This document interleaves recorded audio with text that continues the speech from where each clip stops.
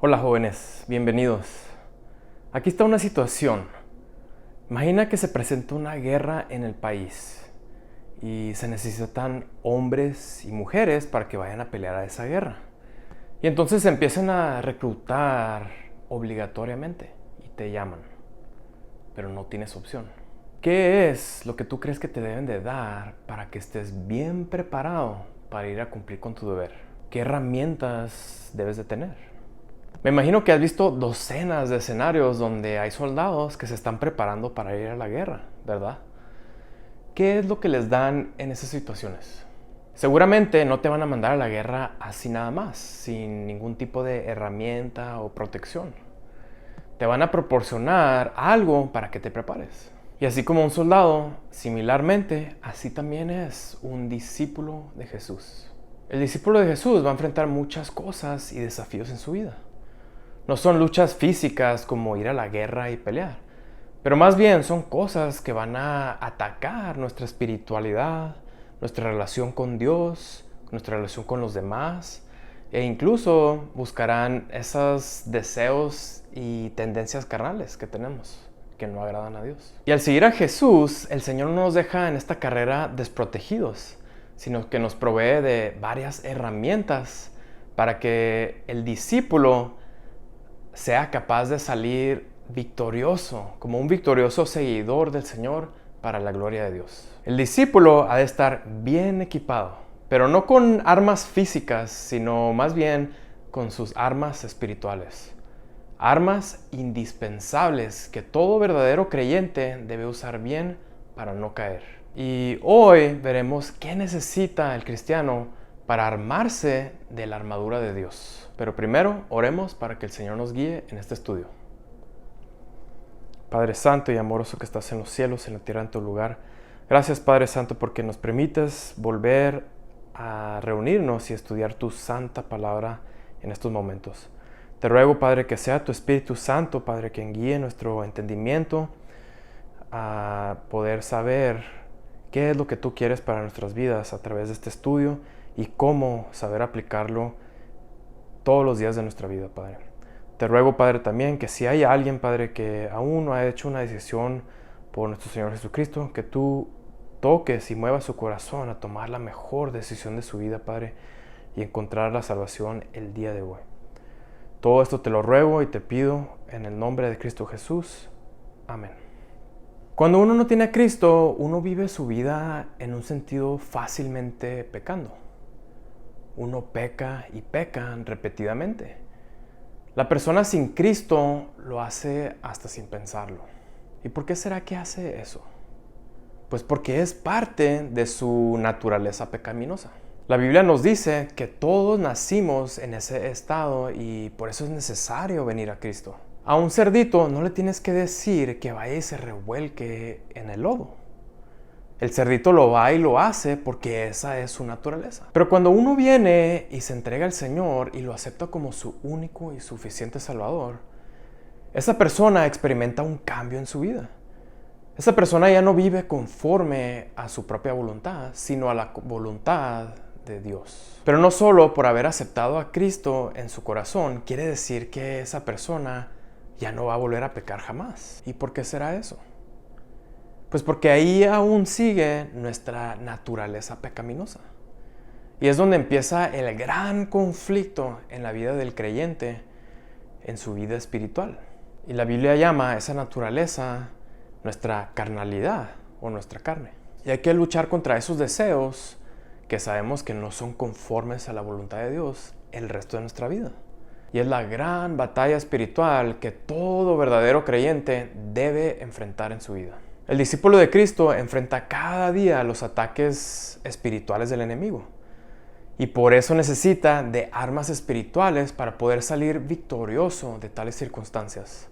El apóstol Pablo exhorta al cristiano a equiparse con toda armadura de Dios para resistir las acechanzas del diablo. Veamos pues en la carta a los Efesios, en su capítulo 6, cuáles herramientas son indispensables para que el cristiano pueda salir victorioso en esta batalla espiritual.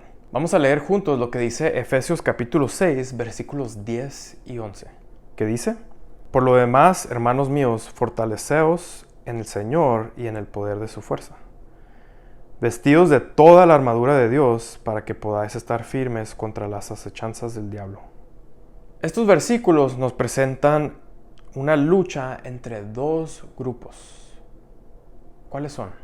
Claramente podemos ver que es por un lado Dios y sus seguidores, y por el otro lado el diablo y su corte. El apóstol Pablo fue consciente de los ataques constantes y fuertes del diablo que él lanza contra los hijos de Dios. Y el discípulo de Cristo ha de vivir preparado para no dejarse dominar en ninguna manera. ¿Y qué es lo que el apóstol Pablo exhorta al cristiano a hacer para que no sea vencido, según lo que dice aquí el versículo 10? ¿Qué dice?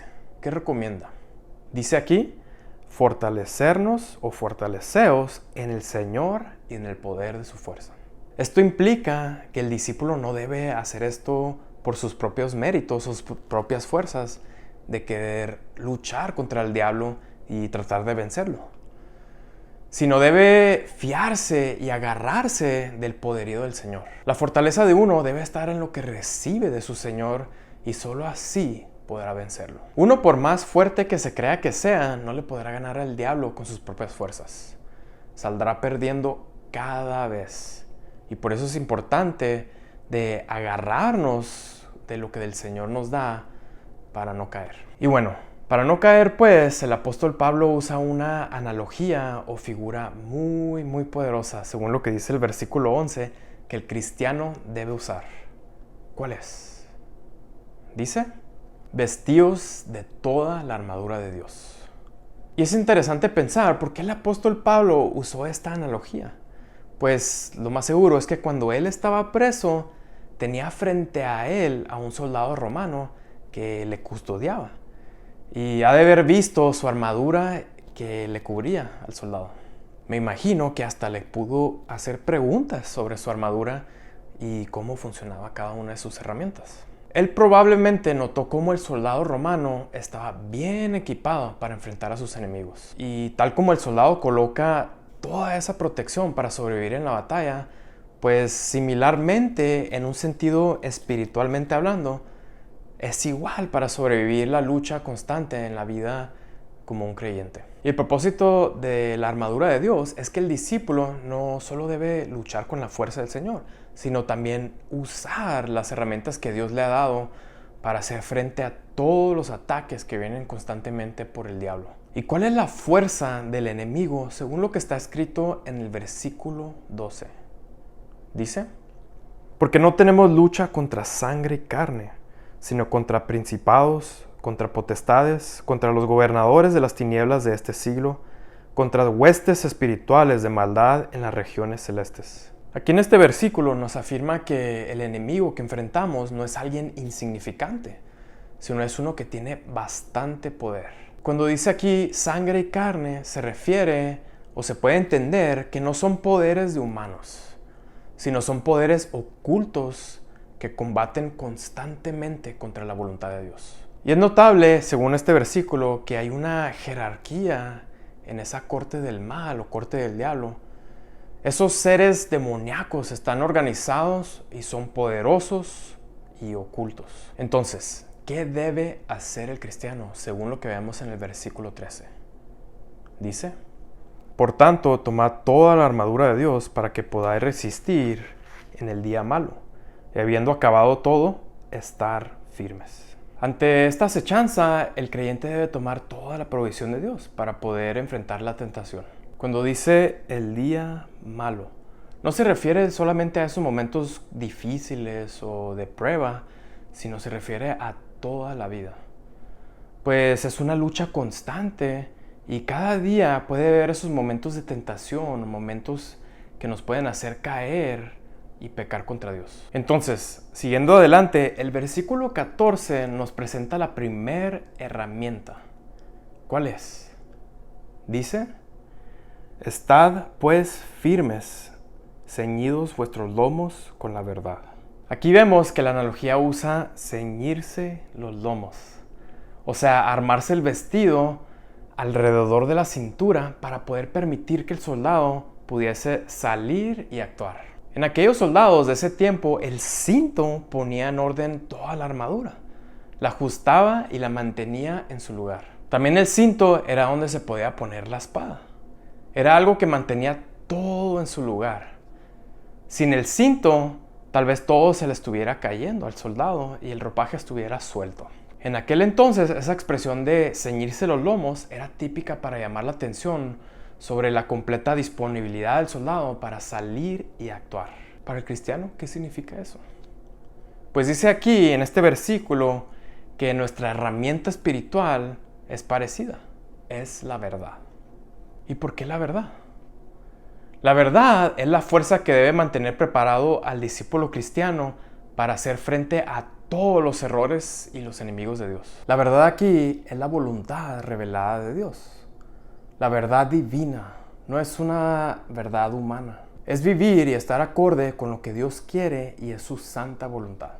Es tener convicciones fuertes y saber que sí y que no le agrada a Dios. Es estar preparado para actuar cuando sabes que pasa algo que no agrada a Dios. O que tienes que decir algo cuando sabes que algo no es conforme a la voluntad de Dios. También significa saber ir y actuar al hablar las buenas nuevas de Jesucristo y la salvación que hay en Él.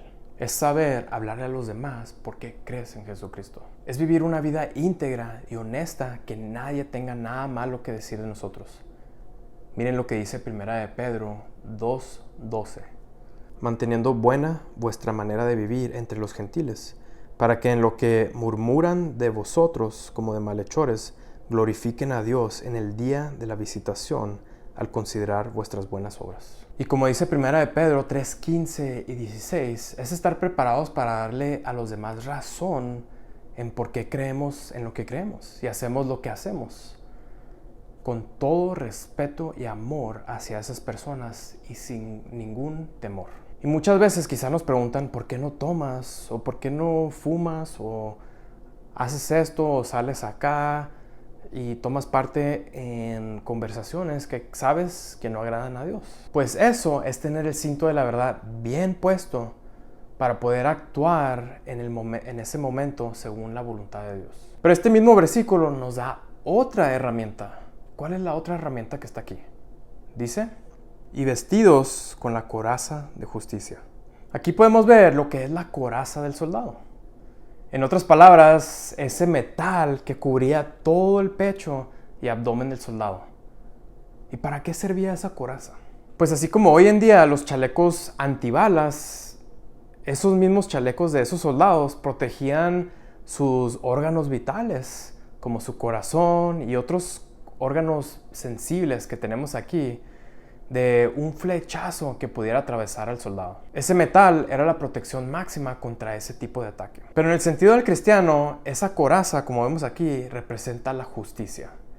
Y no porque uno mismo pueda hacerse justo delante de Dios por sus propios méritos, sino la justicia es concedida al discípulo por el mérito de nuestro Señor Jesucristo, por la gracia de Dios. Solo la justificación de Dios puede proteger al cristiano de esas flechas que pueden matar, como la tentación y la muerte que produce el pecado. Y podría decir que esa confianza del soldado al ponerse esa coraza como protección, de igual manera el creyente sentirá esa misma confianza y vivirá con esa fe de que Dios le protegerá contra esas amenazas del enemigo, pero también estará muy seguro de su salvación. Y bueno, continuando con nuestro pasaje, podemos ver otra herramienta en el siguiente versículo. Dice, y calzaos los pies con el apresto del Evangelio de la paz. Aquí podemos ver la importancia del calzado del soldado. Y aquí nos da la idea de que los soldados debían usar calzado ligero que les ayudaría a moverse fácilmente en el campo de batalla y también para marchar con prontitud y con mucha seguridad. Y aún en la actualidad, si vemos a los soldados de hoy en día, podemos ver la importancia de su calzado y que debe ser muy ligero y les debe permitir moverse fácilmente en el campo de batalla y bajo diferentes terrenos. Es tener movilidad para hacer y con prontitud llevar a cabo su misión. Pero resulta, según lo que vemos aquí, que el cristiano también tiene una misión importante que también debe llevar a cabo con esas mismas características. Y esa es la de llevar el evangelio de la paz. La herramienta del cristiano es la preparación. El discípulo verdadero debe prepararse para llevar el mensaje del evangelio a quienes viven y aún andan en tinieblas. El cristiano siempre debe estar preparado para llevar y estar deseoso de compartir el evangelio en cualquier oportunidad que se le presente. ¿Y qué dices tú? ¿Estás preparado para compartir el evangelio con tus amigos, con tus familiares, con tus conocidos o quizá con extranjeros? ¿Sabes qué hacer en esas situaciones? Pues eso es lo que hace un verdadero discípulo del Señor. ¿Y qué otra arma debe llevar el discípulo según el versículo 16? Dice: sobre todo, tomar el escudo de la fe, con que podáis apagar todos los dardos de fuego del maligno. Aquí podemos ver el escudo. El escudo es un instrumento defensivo que servía para proteger al soldado de las flechas ardientes o golpes del enemigo. Generalmente era rectangular y lo suficientemente grande para salvar o guardar la integridad del cuerpo entero del soldado ante tan peligrosos ataques. Fíjense, la historia nos cuenta que antes de la batalla los soldados mojaban sus escudos en agua, en bastante agua, para que pudieran apagar cualquier dardo de fuego que se les lanzara en la batalla. Y otra estrategia que los soldados podían usar era juntar varios escudos entre ellos mismos para poder protegerse aún más. Pero en un sentido espiritual vemos que esta herramienta del cristiano, según el apóstol Pablo, es la fe. Solo una fe suficientemente desarrollada y sabiamente usada puede proteger al discípulo en los momentos más difíciles. Esos momentos de prueba y tentación, donde esos dardos de fuego lanzados por el diablo son lanzados en nuestra vida. Y esa fe debe estar sobre todo el discípulo, grande, así como el escudo grande que protege la integridad del cuerpo del soldado entero, así también es una fe grande, una fe poderosa en el Señor. ¿Y cómo está tu fe? ¿Cómo actúas ante esas adversidades de la vida que vienen constantemente? Como hijos de Dios se necesita ejercer su fe y tenerla como escudo para mantenerse firme ante esos ataques espirituales que vienen. Y bueno, continuando con el versículo 17a, ¿qué otra herramienta poderosa tenemos? Dice: y tomad el yelmo de la salvación. Aquí podemos ver el yelmo, o comúnmente, como lo conocemos, el casco. Y pues se podrían imaginar la importancia del casco, lo cual protege el órgano más vital de todo el cuerpo, su cerebro. Cualquier dardo o golpe que atraviese el cráneo sería una tragedia inmediata. Entonces, el apóstol Pablo compara esta herramienta con algo muy importante, lo cual es la salvación. Y esta es la acción total de Cristo en cada verdadero creyente. Y con esta acción salvadora del Señor por nosotros, el discípulo podrá marchar seguro de que Cristo le protegerá totalmente, pase lo que pase. La salvación es segura gracias al acto de amor que el Señor hizo por nosotros en la cruz. ¿Eres ya salvo al haber aceptado a Jesús como tu único y suficiente Salvador? ¿Estás seguro de tu salvación, pase lo que pase? Eso es tener el yelmo de la salvación. Pero aún más, el apóstol Pablo, aquí mismo en la segunda parte del versículo 17, nos dará otra arma. ¿Cuál es? Dice: y la espada del Espíritu, que es la palabra de Dios. ¿Sí notaron aquí la espada? Esa gran espada de dos filos. ¿Sí notaron que todas las demás herramientas que he mencionado hasta ahorita son de un carácter defensivo? Bueno, quizá con la excepción del calzado, si se ve desde un punto de vista ofensivo para ir y hacer algo. Pero lo que quiero recalcar es que esta es la primera herramienta o arma de carácter ofensivo. Se utilizaba para ir y atacar. Creo que les es obvio para qué se usaba esta arma en la batalla. Y pues en el sentido espiritual podemos ver que esta espada no es nada menos ni nada más que la santa palabra de Dios. Con esta arma poderosa es suficiente para enfrentar y atacar todas las ofensas del enemigo. El discípulo hará uso sabio de esta espada y espada de dos filos que tiene poder para penetrar el alma del hombre, así como dice allá en Hebreos capítulo 4, versículo 12, que dice: porque la palabra de Dios es viva y eficaz y más cortante que toda espada de dos filos, y penetra hasta partir el alma y el espíritu, las coyunturas y los tuétanos, y discierne los pensamientos y las intenciones del corazón. Y al usarla bien se podrá mostrar su contundencia. Esta espada es viva y eficaz. ¿Cómo usas tú la palabra de Dios? ¿Y cómo usas tú la palabra de Dios para defenderte de esa gran ola de ideas que hay en el mundo el día de hoy? Si lees la santa palabra de Dios lo suficientemente para saber entenderla y explicarla a los demás, si puedes explicarla y defenderte ante lo que sabes que no agrada a Dios. Ciertamente es un arma muy poderosa, y si es usada correctamente y eficazmente, según lo que nos guía el Espíritu Santo, podrá partir el alma de muchos.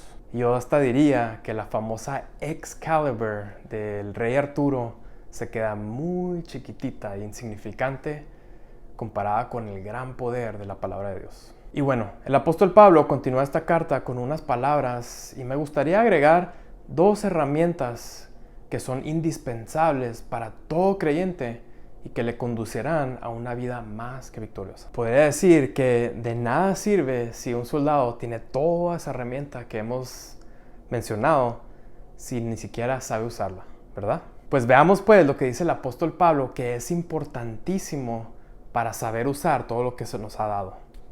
Dice: orando en todo tiempo con toda oración y súplica en el Espíritu, y velando en ello con toda perseverancia y súplica por todos los santos, y por mí, a fin de que al abrir mi boca me sea dado palabra para dar a conocer con denuedo el misterio del Evangelio, por el cual soy embajador en cadenas, que con denuedo hablé de él como debo hablar.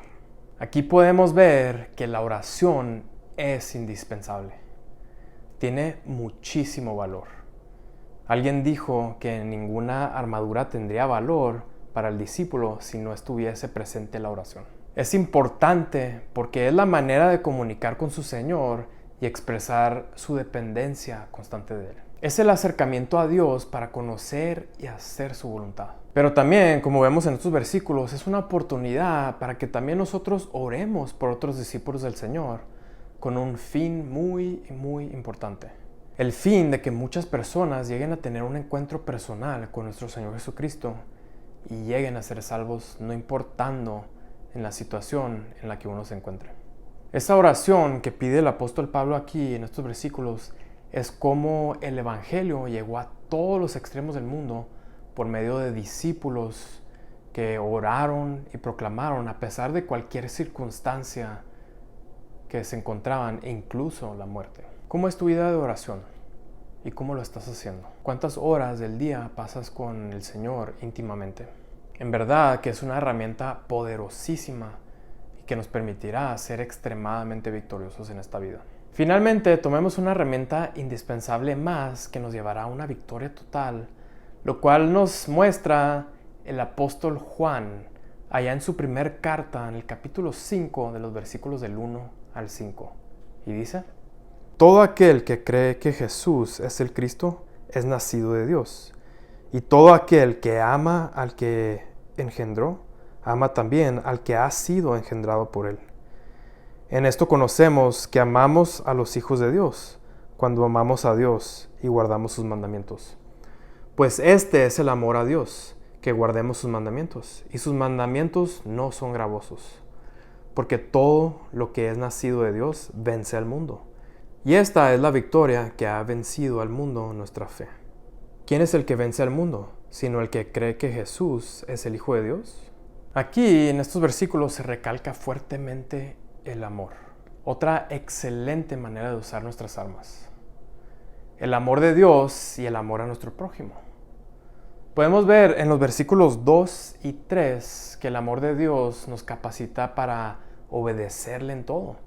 Y no por temor, sino porque tenemos ese gozo de agradecer a Dios en todo. No es gravoso para nada. Dios nos amó primero Y es su amor que nos permite amar también.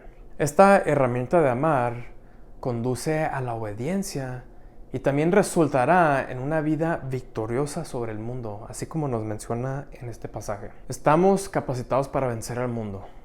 Y al usar cada una de estas herramientas para proclamar el Evangelio en el mundo, causará mucho temor al diablo, pues va en contra de la misión de él. El discípulo de Cristo, al usar bien sus armas, lo cual son amar a Dios y a su prójimo, obedecer al Señor en todo y compartir el Evangelio, de esa manera testifica de su salvación en Cristo y sirve de luz y sal a quienes le rodean. ¿Quieres vencer en este mundo y obtener la aprobación de Dios? Pues ahora ya conoces lo que se necesita para salir más que victorioso en este peregrinaje de esta vida. Y espero que el enemigo no logre engañarte porque permaneces en la verdad. Que evites tener también una conducta inmoral porque siempre llevas la justicia como coraza. Y siempre puedas compartir el Evangelio utilizando tu calzado para ir. Pero espero también que siempre ejerzas la fe, el amor, la palabra de Dios y sobre todo la oración. ¿Eres verdaderamente libre de la esclavitud del pecado? Espero que te armes completamente de la armadura de Dios para conducirte como un verdadero soldado de Cristo que marcha siempre victoriosamente cumpliendo su santa voluntad. Así sea. Oremos. Padre santo y amoroso que estás en los cielos, en la tierra, en tu lugar. Gracias, Padre, te doy por estos momentos, Padre, que nos permitiste estudiar tu santa palabra, Padre, y ver lo que es la armadura de Dios. Ayúdanos, Padre, a aplicar cada una de estas herramientas a nuestra vida diaria, Padre. A cubrirnos completamente de tu armadura, Padre, para poder así salir al mundo y honrarte, Padre, por medio de una vida que te agrada, Padre, en todo sentido, y sobre todo podamos testificar de ti a las personas que no te conocen. Ayúdanos a ser un ejemplo en este mundo, Padre, y sobre todo, Padre, evitar caer en el mal, en el error y el pecado, Padre, que sabemos que no te agrada. Padre Santo, te ruego, Padre, por aquellas personas, Padre, que han escuchado también este mensaje, Padre, y que aún no se deciden aceptar a nuestro Señor Jesucristo como su Salvador, Padre. Te ruego, Padre, que tú toques su corazón, muévelos, Padre, para que ellos decidan aceptar a Cristo como su Salvador, Padre, y de esa manera obtener la vida eterna. Te ruego, Padre, que nos ayudes en nuestro continuo crecimiento espiritual y en nuestro caminar contigo en esta vida que tenemos por delante. Bendícenos pues en cada momento, Padre, y te ruego, Padre, por el perdón de cada uno de nuestros pecados. Todo esto te lo pido, te lo ruego en el nombre de Cristo Jesús. Amén. Dios les bendiga muchísimo. Nos vemos.